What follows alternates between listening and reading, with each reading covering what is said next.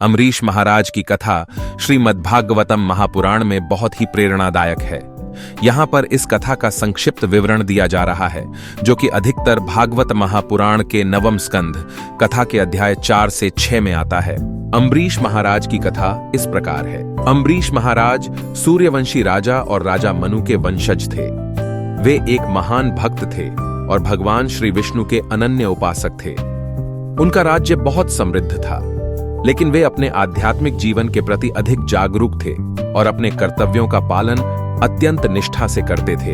एक बार अम्बरीश महाराज ने द्वादशी व्रत एकादशी के अगले दिन का संकल्प लिया और अपने राज्य में एक महान यज्ञ का आयोजन किया।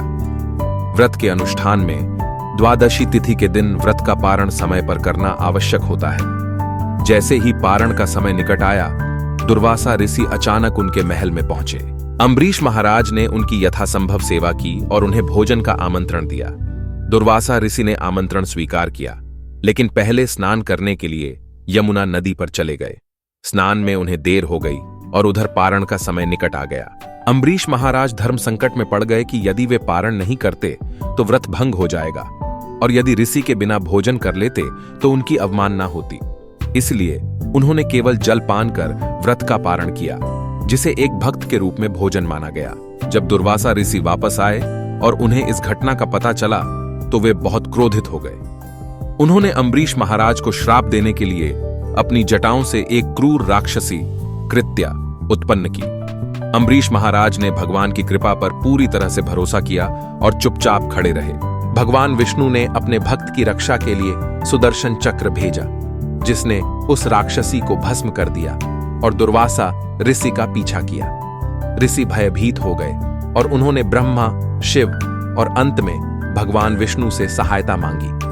भगवान विष्णु ने उनसे कहा कि वे अपने भक्त को दिए गए श्राप को स्वयं ही समाप्त कर सकते हैं। अंततः दुर्वासा ऋषि ने अम्बरीश महाराज के पास आकर उनसे क्षमा मांगी। अम्बरीश महाराज ने भगवान विष्णु के सुदर्शन चक्र को शांत करने के लिए प्रार्थना की और उनकी प्रार्थना से चक्र शांत हुआ। अम्बरीश महाराज ने अपनी क्षमाशीलता और भक्ति से दुर्वासा ऋषि को शांति प्रदान की। इस कथा से हमें यह शिक्षा मिलती है कि सच्ची भक्ति और निष्ठा के आगे क्रोध और अहंकार का कोई स्थान नहीं है। अम्बरीश महाराज ने अपने कर्मों और भक्तिमय जीवन से हमें सिखाया कि सच्ची भक्ति ही परमात्मा की कृपा प्राप्त करने का सर्वोत्तम मार्ग है। जय श्री कृष्ण।